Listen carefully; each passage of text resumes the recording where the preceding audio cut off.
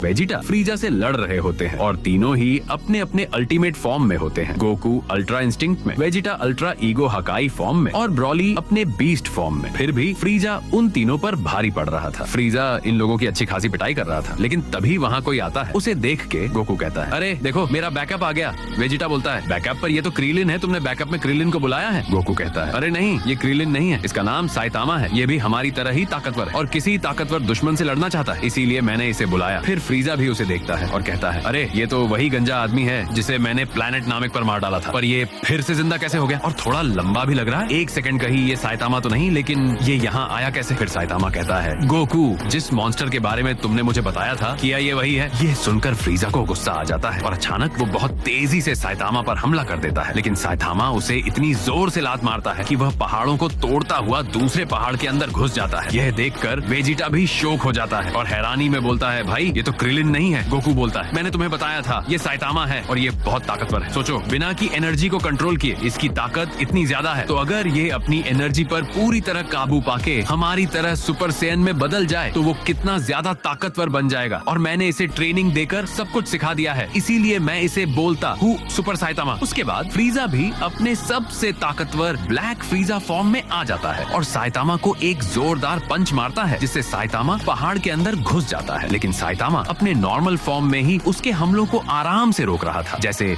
Saitama को कोई फर्क ही पड़ रहा था। लेकिन यह साफ दिखाई दे रहा था कि फ्रीजा तो अपनी पूरी ताकत और जोश के साथ लड़ रहा था, पर साइतामा अभी भी अपने एकदम शांत और बेफिक्र अंदाज में था, क्योंकि आपको भी पता है और मुझे भी कि साइतामा अपने सीरियस मूड में आ जाए तो क्या होगा। फ्रीजा उस पर एक जोरदार की ब्लास्ट करता है, लेकिन साइतामा अपने हाथ से दबा के फटा देता है। फिर भी साइतामा को कुछ नहीं होता। ये देखकर फ्रीजा भी डर के बोलता है, मैंने उस पर इतना जोरदार की ब्लास्ट किया, लेकिन फिर भी उसे कुछ नहीं हुआ। तब वेजिटा बोलता है, फ्रीजा के हमले का उस पर कोई फर्क नहीं पड़ रहा। तो गोकू बोलता है, मैंने उसे कायोकेन मास्टर सिखा दिया है, इसी वजह से उसके शरीर में बहुत ज्यादा सहन शक्ति आ गई है और उसकी क्षमता भी काफी बढ़ गई है, इसलिए फ्रीजा के हमले से उसे कोई नुकसान नहीं पहुंच रहा। तब वेजिटा बोलता है, किसी भी इंसान का शरीर इतनी ज्यादा एनर्जी संभाल नहीं सकता। गोकू बोलता है, साइतामा का शरीर सबसे अलग है, वह इसे संभाल भी पा रहा है और उसको इन्फिनिट भी कर चुका है। दूसरी तरफ फ्रीजा पूरी ताकत से साइतामा पर हमला कर रहा था, लेकिन साइतामा को कुछ नहीं होता। तब फ्रीजा गुस्से में बोलता है, मैं इस धरती को ही उड़ा दूंगा, फिर बिना सांस लिए तुम कैसे जिंदा रहोगे? इतना सुनकर साइतामा अपने सीरियस मूड में आ जाता है और उसके की ब्लास्ट को लात मार के उड़ा देता है। फिर उसे एक जोरदार थप्पड़ मार के अपना कायोकेन मोड एक्टिवेट कर लेता है। फ्रीजा उसका कायोकेन देखकर घबरा जाता है और कहता है, आखिर तुम अपनी ताकत को कितना बढ़ा सकते हो? साइतामा मुस्कुरा के बोलता है, इन्फिनिट तक। यह सुनकर फ्रीजा पूरा हैरान रह जाता है और बोलता है, तुम्हें क्या लगता है कि तुम कुछ भी बोलोगे और मैं मान लूंगा? इतना बोलते ही फ्रीजा तेजी से हमला कर देता है, लेकिन साइतामा उसके पूंछ को एक ही हाथ से पकड़ लेता है। तब फ्रीजा पूंछ से की ब्लास्ट करने की कोशिश करता है, पर साइतामा उसे अपने मुंह से दबा के फटा देता है और उसे ऊपर उछालकर जोरदार पंच मारता है, जिससे फ्रीजा चांद को चीरता हुआ स्पेस में उड़ जाता है। तब वेजिटा बोलता है, उसने फ्रीजा को एक ही मुक्के से अंतरिक्ष में उड़ा दिया। वो